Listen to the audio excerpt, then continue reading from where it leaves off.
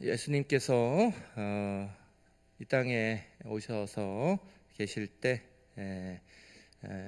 하나님 앞에 그 계명이 무엇이냐 이렇게 물어보시는 사람들에게 하나님 사랑해라, 이웃 사랑해라 이렇게 말씀하신 다음에 십자가 지시기 바로 전날 제자들을 모으시고 다시 말씀하셨죠.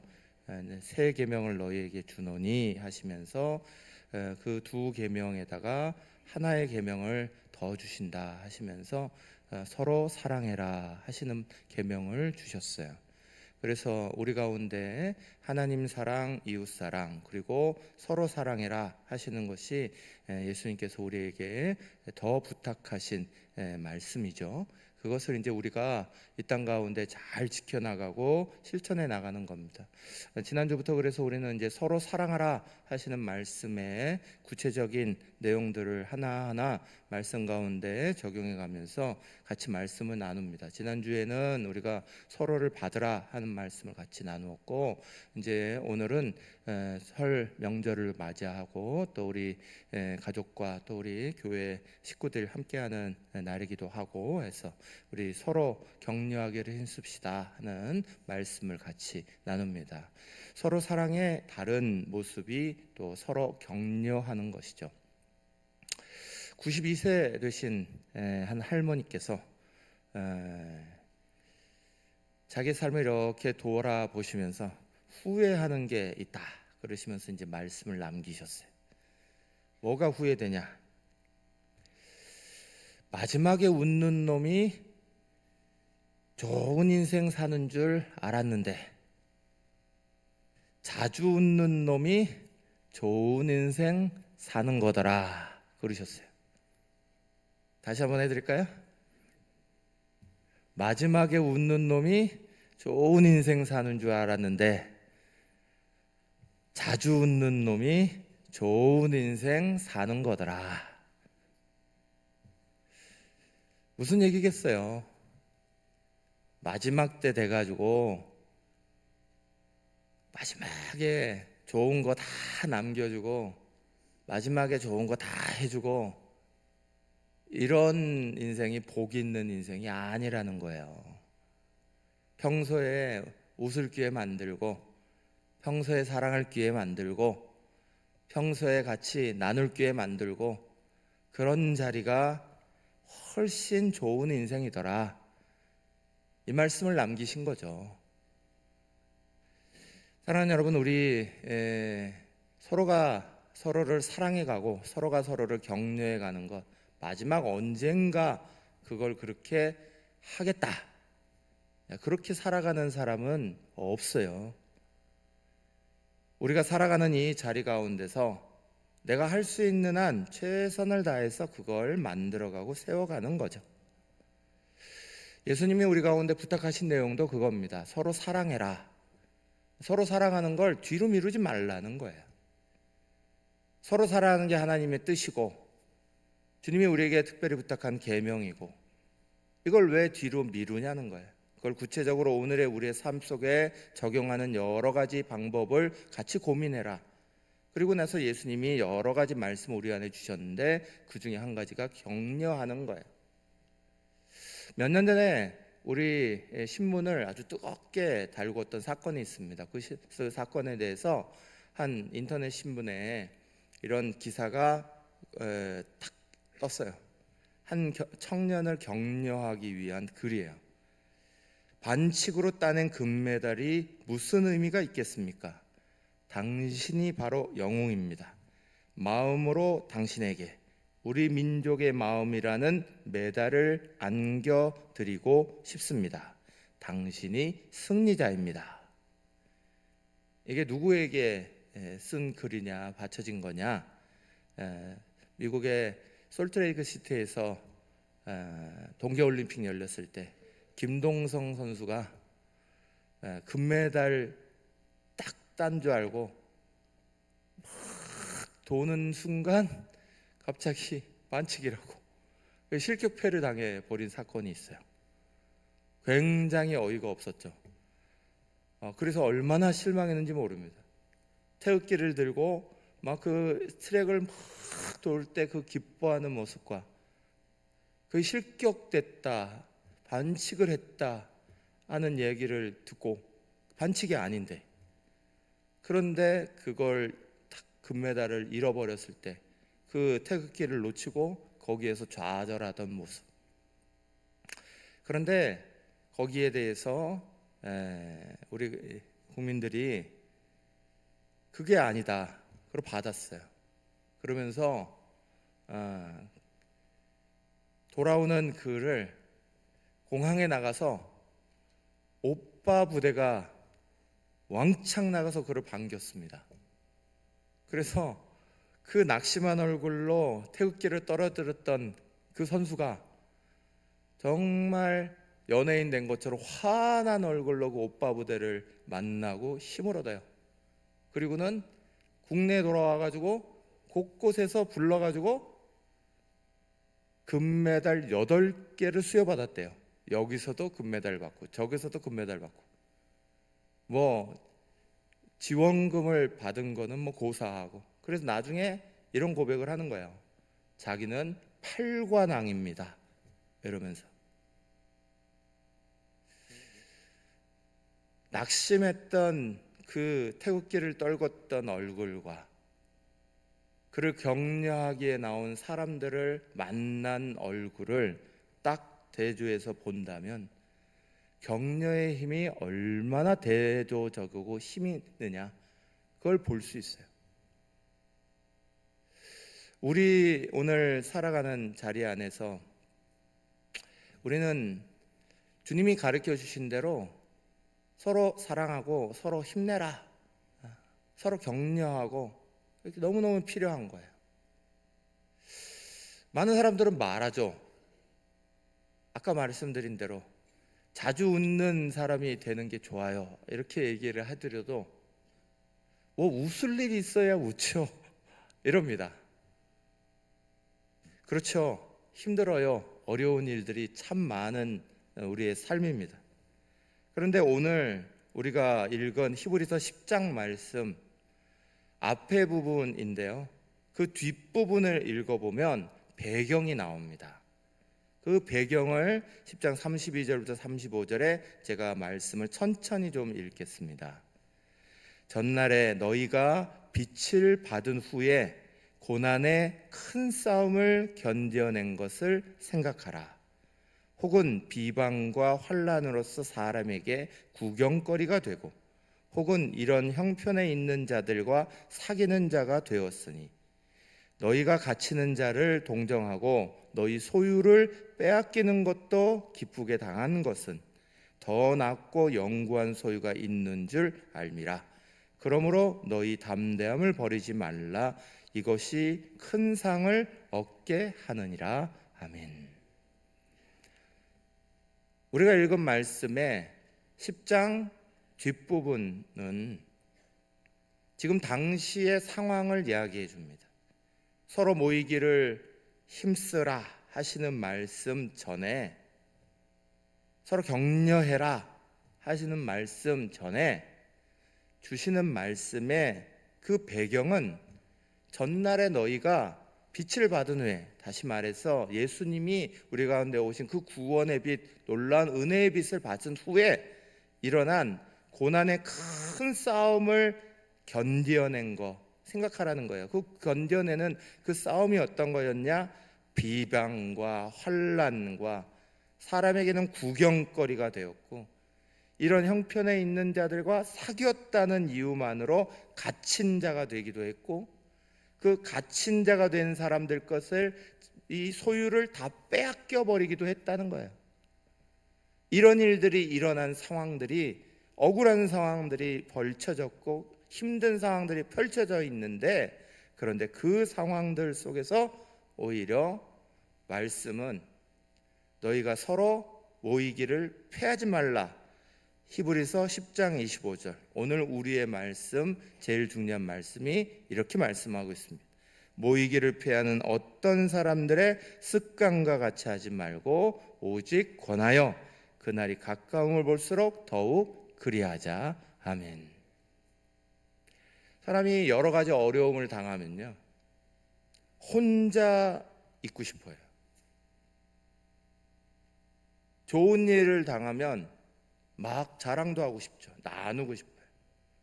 그런데 어려움을 당하면 혼자 있고 싶어요. 알리고 싶지도 않고 혼자 구석탱이에 들어가고 싶고, 이걸 심리학적으로는 동굴에 들어간다 이렇게 얘기합니다. 동굴에 빠지고 싶어요. 깊은 동굴 속에 잠기고 싶어 하고, 혼자 알고 견뎌내고 싶어 하고. 오늘 어려운 시대를 살다 보니 우리는 안팎으로 TV에서 혼자 사는 사람들에 대한 이야기를 계속 쳐다봅니다. 계속 혼자 살아라는 식으로 얘기합니다. 혼자 사는 것이 좋다는 거예요. 여행도 마음대로 다닐 수 있고, 뭣도 할 수 있고, 뭣도 할 수 있고, 혼자 사는 것을 막 그리는 시대 속에 들어와 있습니다. 귀찮을 것도 없고 힘들 것도 없는 것처럼 보여지고, 상처받을 일도 없는 것처럼 보여지고. 그런데 성경은 오히려 고난당하고 어렵고 힘든 그 자리 가운데 하나님께서 그것을 어떻게 생각하시느냐, 그게 문제잖아요, 그리스도인들에게. 성경은 모이라라고 말해요.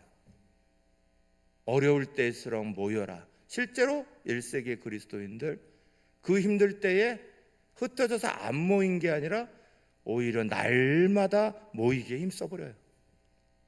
그들이 그 어려운 시기를 이겨냈던 가장 중요한 힘은 사실은 모인 거예요.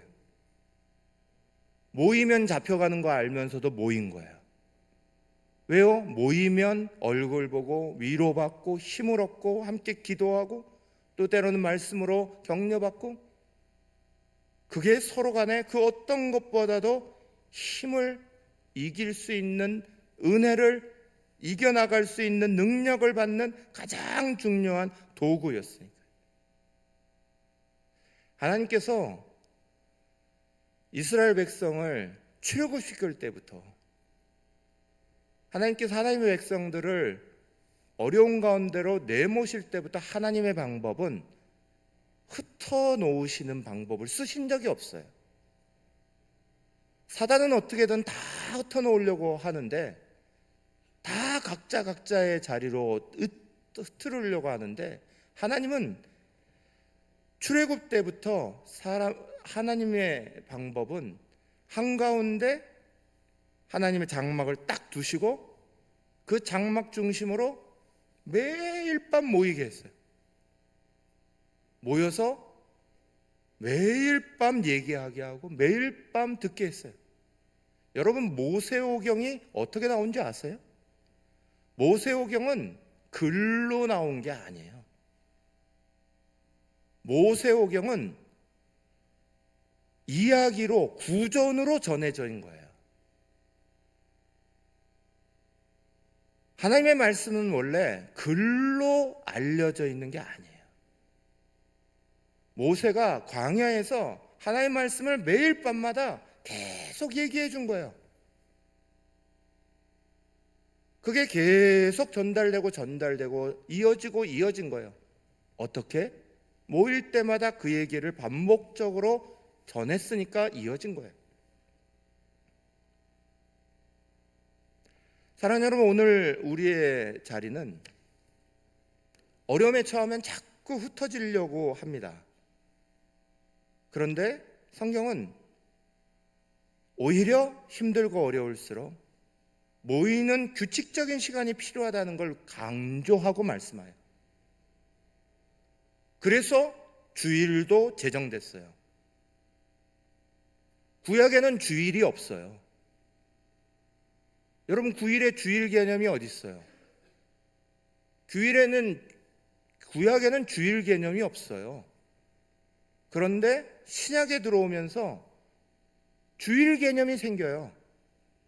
어렵고 힘들고 핍박당하는 자리 가운데 오히려 하나님 앞에 정기적으로 모여서 예배하는 예배의 날이 정기적으로 생겨요. 하나님 앞에 규칙적인 자리가 꼬박꼬박 만들어져요. 왜요?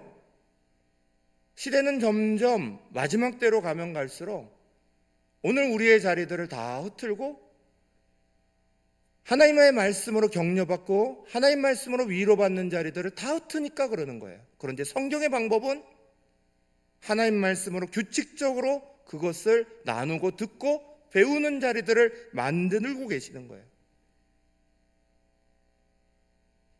히브리서 10장 19절 말씀에 이렇게 말합니다. 그러므로 형제들아 우리가 예수의 피를 힘입어 성소에 들어갈 담력을 얻었나니. 성소는 예전에 제사장, 대제사장 그들만 들어가던 자리였어요. 주님의 은혜로 우리는 주의 전으로 누구든지 들어가고 누구든지 모이도록 그 놀라운 은혜의 역사들을 활짝 여셨어요.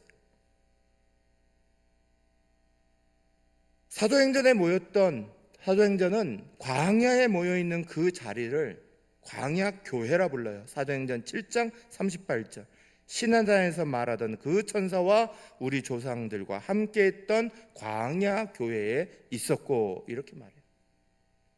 광야에 흩어져 있던 그 자리가 그 자체로 교회라고 말해요.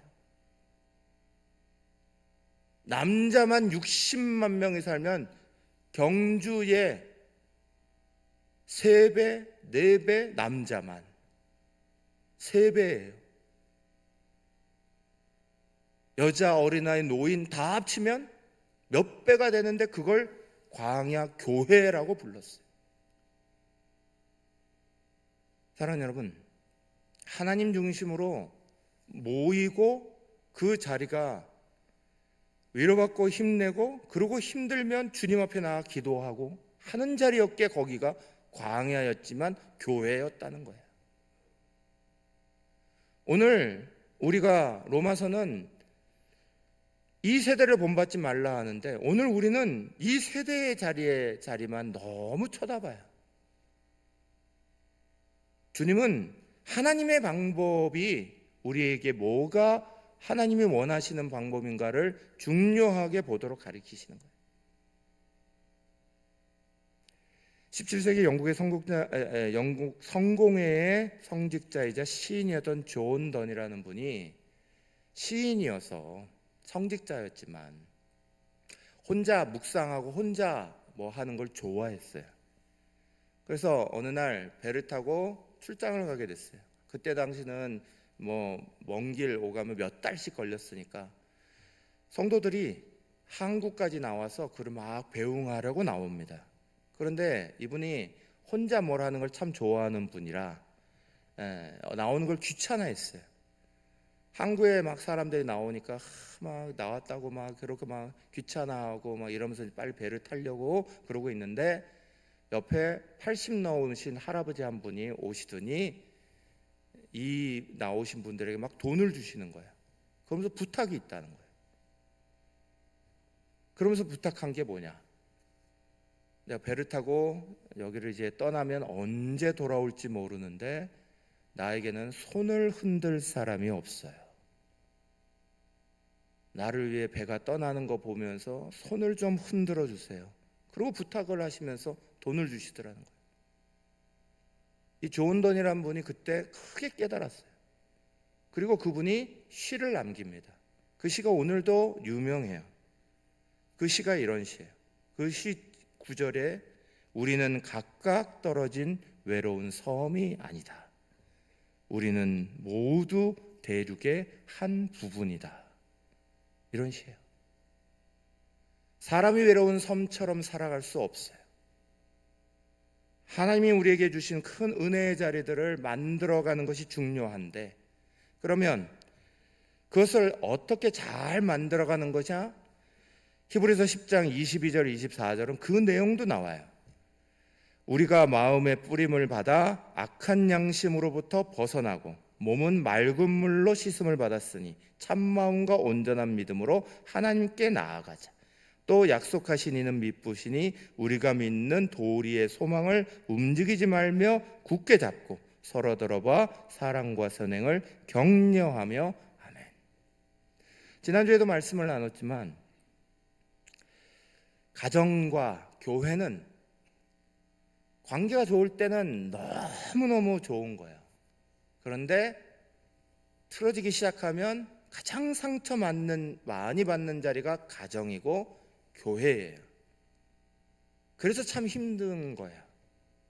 그래서 어떤 분들은 가정은 어쩔 수가 없으니까 교회는 적당한 선을 유지하려고 하시는 분들이 많아요. 상처받았으니까. 제가 언젠가 글을 읽었는데 김일성이 예전에 헬리콥터 사고가 났대요. 그래서 절대로 비행기 타고 어디 러시아, 소련 이런 데 안 간다는 거예요. 그게 아들 때까지 다 이어졌잖아요. 이번에도 러시아를 가는데 몇 시간이면 갈 거리를 한 달을 3일 며칠을 이걸 타고 가고 있는 이런 해프닝을 우리는 봐요.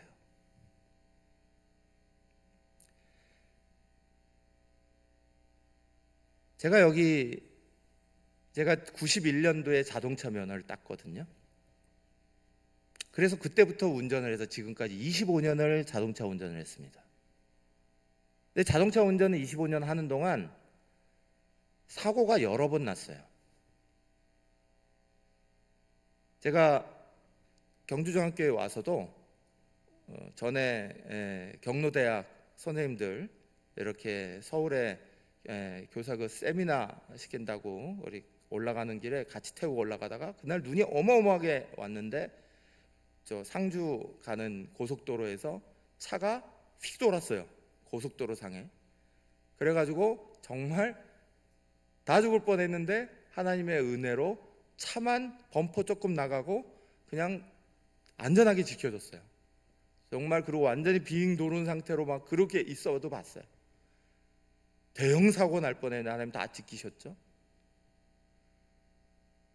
카자흐에서 선교하다가는 사거리 이렇게 지나가는데 쭉 올라가는데 저는 제 신호에 가는데 신호를 어긴 차가 제 바로 운전석으로 치고 들어왔어요. 거기서 조금만 더 치고 들어왔으면 저는 이 자리에 없을 거예요. 완전히 그랬을 텐데 다행히 밀리고 그냥 살아났어요. 그거 비롯해서 자동차에서 일어났던 사고는 이루 말할 수 없이 많아요. 근데 저는 운전대 잡아요. 지금도 운전해요. 왜 운전하냐? 그 트라우마보다 운전을 하면서 다니는 유익이 더 많거든요. 교회 안에, 가정 안에 상처날 일들이 여러 개 있어요. 트라우마를 겪어야 되는 일도 있어요. 그러나 그 트라우마보다 성경이 말씀하시는 유익이 훨씬 큰 거예요. 그걸 극복하고 그걸 넘어서 하나님이 우리에게 주시는 복과 하나님이 우리에게 얻게 하시는 것이 훨씬 많은 거예요. 사랑하는 여러분, 오늘 성경은 지금 우리가 읽은 22절부터 24절은 교회에서 나눠야 되는 생산적인 내용을 말하고 있어요. 교회에서 나눠야 되는 생산적인 내용은 딱 말씀대로 요약하면 사랑, 믿음, 소망, 사랑이에요. 오늘 말씀 22절은 첫 번째 믿음에 대해서 말해요. 우리가 마음의 뿌림을 받아 악한 양심으로부터 벗어나고 몸은 맑은 물로 씻음을 받았으니 참마음과 온전한 믿음으로 하나님께 나아가자. 첫 번째는 믿음에 대한 것. 왜냐하면 믿음은 믿음 없이는 하나님께 나아가는 것을 갈 수가 없으니까. 두 번째 23절에는 소망의 중요성을 강조해요. 또 약속하신 이는 미쁘시니 우리가 믿는 도리의 소망을 움직이지 말며 굳게 잡고. 소망을 얘기하는 거예요. 왜? 소망은 그 소망이 없으면 미래에 대한 기대를 전혀 가질 수가 없으니까. 세 번째 24절은 사랑의 중요성을 강조해요. 서로 돌아보아 사랑과 선행을 격려하며. 여러분, 교회는 여러 가지 이야기를 다 나눌 수 있지만 교회의 주된 이야기는 사업 이야기가 아니에요. 교회의 주된 이야기는 정치 얘기가 아니에요. 교회의 주된 이야기는 자식 키우는 이야기가 아니에요. 교회의 주된 이야기는 믿음과 소망과 사랑이에요. 오늘 우리의 가장 중요한 이야기는 그 말씀 가운데 서로 사랑하라 하시는 말씀이고, 그것을 서로 격려하는 이야기고, 서로 그것을 지지하면서 넘어져 있는 자리를 일으켜 세우는 것에 힘을 다하는 거예요. 사랑하는 여러분, 상처받고 힘든 일들이 있죠. 그건 우리의 나쁜 습관, 나쁜 자리들을 빼내라는 거예요. 하나님 앞에서 올바르지 않은 것들이 우리 안에는 많이 있어요. 잘못된 습관들, 세상적인 습관들이 들어왔을 때 거기에 대해서 우리는 빼내야 될 것도 많이 있어요. 그래서 히브리서 10장 25절 다시 읽으면 이 말씀은 분명히 우리 가운데 이렇게 표현하고 있어요. 모이기를 패하는 어떤 사람들의 습관과 같이 하지 말고부터 시작해요. 오직 권하여 그날이 가까움을 볼수록 그리하자 그래요. 문제는 하나님 앞에 바르지 않은 습관 빼내라는 거예요. 상처받게 만드는 습관이 있어요. 트라우마하게 만드는 습관이 있다는 거예요. 빼내라는 거예요. 믿음과 소망과 사랑, 하나님 앞에 나아가게 만드는 소망이 아니라 하나님 앞에 나아가는 것을 제한하고 잘못되게 만드는 잘못된 이야기들이 우리를 덮고 있다면, 그 습관들이 우리 속에 물리쳐 버리도록 만들면 그것이 오히려 우리로 하여금 맑은 것들로 주님 보게 만들어요. 잘못된 습관을 없애는 방법은 그거 안 하려고 노력하는 게 아니에요. 잘못된 습관은 바른 습관을 들이는 거죠. 바른 습관은 어떻게 들여요? 성경대로 닮아가면 되는 거예요. 누구를 닮아요? 제일 첫 번째는 예수 닮아가는 거죠. 그래서 우리는 복음서에 있는 예수님의 말씀 보는 거예요. 예수님이 이 땅에 수많은 사람들에게 상처받고 수많은 사람들에게 공격당하시면서도 제자들을 격려하는 일에 힘을 늘 쏟으셨어요. 세상에 다른 비유하시고 막 이렇게 하시다가도, 또 바리새인들하고 논쟁하시다가도 제자들을 부르셔서 하나님 말씀을 다시 가르치기도 하셨고, 그들을 격려하고 세우는 거에 아끼지 않으셨어요. 예수님의 격려의 자리에 우리도 함께 하도록 노력해야죠. 성경에 보면 위대한 격려자가 나와요. 사도 바울은 서신을 통해 보면 대단한 격려자예요. 그런데 이 사도 바울이 왜 격려자인가? 자기가 격려를 받아봤어요. 누구에게? 바나바라는 사람에게. 바나바라는 사람이, 사도 바울은 원래 교회를 핍박하던 사람이잖아요. 아무도 교회에서 써주려 하지 않았어요. 이 사람만 오면 배척했어요. 내보내버렸어요. 그런데 바나바라는 사람이 이 사람을 믿어주고 지지해줬어요. 품어줬어요. 말 그대로 격려해줬어요. 그걸 받았던 사도 바울이 다른 사람을 그렇게 격려합니다. 미국의 유명한 코미디언 중에 하나가 밥 호프라는 분이에요. 이 밥 호프라는 사람이 처음으로 스탠딩 코미디 전성시대를 만들었던 분이에요. 근데 이분이 월남전에 나갔던 상위용사들 이렇게 모이는 자리에 초청을 받았는데 스케줄이 너무너무 많았어요. 바쁜 분이었어요. 못 간다 하는데 꼭 와서 얼굴이라도 보여줘야 된다. 그래서 억지로 갔어요. 5분만 하고 나옵니다. 약속하고 갔어요. 5분 하기로 올라간 분이 5분을 넘어 10분, 20분, 30분을 넘겨 거의 40분을 공연을 하고 내려왔어요. 사람이 바쁘다는 사람이 어떻게 그렇게 하셨어요? 물어봤어요. 이분이 무대 뒤에서 말하기를 저분들 때문에요 그랬어요. 맨 앞자리에 어떤 두 분이 앉아 있었어요. 상용사들이신데 한 분은 전쟁에 오른팔을 잃어버리셨어요. 또 다른 옆에 있는 분은 왼팔을 잃어버렸어요. 근데 둘이 딱 붙어 앉아 있는 거예요. 그러더니 앞에서 막 코미디를 하고 즐겁게 하시면 오른팔을 잃어버린 분은 왼팔을, 왼팔을 잃어버린 분은 오른팔을, 두 분이 껴안고는 같이 박수를 막 치면서 함께 즐거워하고 함께 막 박수치고 이러고 있는 모습을 보고는 그분들 보시면서 5분에 끝낼 거를 40분 동안 하시면서 바포프가 격려받고 왔다는 거예요. 진짜 기쁨이 그거구나. 정말 격려가 그거구나. 격려를 못하는 사람은 없어요. 격려를 안 하려는 다친 마음만 있을 뿐이죠.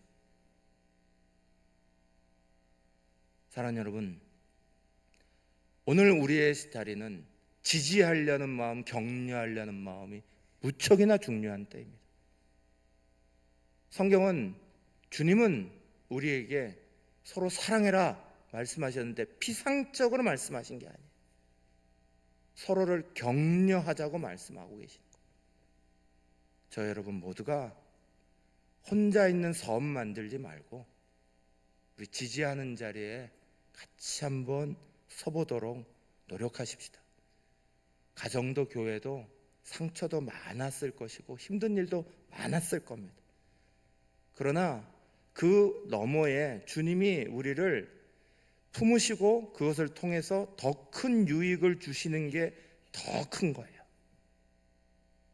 그 은혜의 유익이 사라지지 않도록 저 여러분이 함께 만들어 가시는 은혜가 있으시기를 축원합니다.